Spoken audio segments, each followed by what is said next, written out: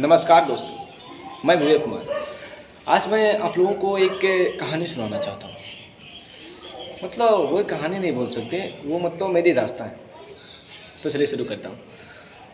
तब मैं 10th class में पढ़ता था और आप सोच सकते हैं कि एक 10th क्लास में पढ़ने वाला स्टूडेंट की क्या मेंटलिटी रहती होगी। वो यही सोचता है ना कि मैं अपने गांव में सबसे ज़्यादा अंक लाऊं, और कईयों को ये टेंशन रहता है ना कि मैं डिस्ट्रिक्ट में टॉप करूं, स्टेट में टॉप करूं।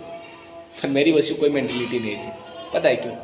क्योंकि मुझे पहले से पता था कि ये कोरोना जो आया है ना, वो ज़रूर कुछ ना कुछ लफड़ा करेगा। और हुआ भी वही।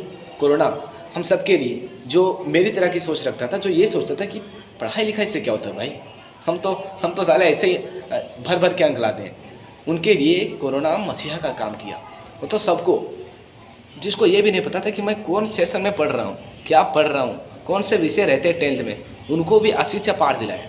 मतलब सबको 80 से पार, किसी को 450, 429, 438, 492, मतलब सबको 80 से पार।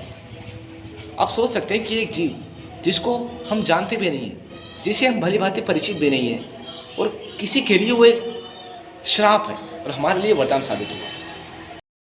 अभी आपने सुना ना कि कोरोना किसी के लिए वरदान है तो किसी के लिए श्राप। मतलब एक सिक्के के दो पहलू होते हैं। वैसे मेरा भी है। मैंने एक पहलू सुना दिया, अब मैं अपना दूसरा पहलू सुनाऊंगा। तो चलिए शुरू करते हैं। मेरे घर से मेरे स्कूल की दूरी 200 मीटर थी, पर मैं अपने क्लास में सबसे लेट पहुंचता था। पता है क्यों? जानबूझ के। क्योंकि जब पूरा क्लास भरा हुआ ना, और उसके बाद आप इंटर करते हो ना, मतलब आपको लगता है ना, हाँ भाई मैं ही तो हूँ, और है कौन ये मेरे टक्कर का। मतलब आप अलग दिखती हो। लड़कियों के बीच आपका इंप्रेशन, और यही इंप्रेशन देने के चक्कर में एक बार मेरे इंग्लिश के टीचर, जो मेरे क्लास टीचर भी थे, मेरे को पूरे ग्राउंड में दौड़ा के मारे थे। तब से मेरे बाल छोटे, मेरे कॉलर नीचे हैं और शर्ट यहाँ तक बंद, मतलब फुल डिसिप्लिन। तब से मैं क्लास में घंटी लगने के पहले बैठ जाता। और इसी तरह एक दिन बैठा हुआ था, घंटी नहीं लगी हुई थी। उधर से एक लड़की आई, उसके हाथ में गुलाब का फूल। वो मेरे ओर चली आ रही थी। मेरा दिल धक धक धक। फिर मैंने अपने दिल से पूछा, कहीं मेरे को प्रपोज तो नहीं करने वाली है ना? फिर मेरे दिल ने कहा, तू अपने आप को देख पहले, कहाँ तू काला कलूटा और कहाँ वो परियों की रानी। फिर मैंने भी सोचा, हाँ यार बात तो सही है। फिर मैंने अपने आप को कहा, नहीं भाई ये किसी और के लिए होगी, मेरे लिए नहीं है।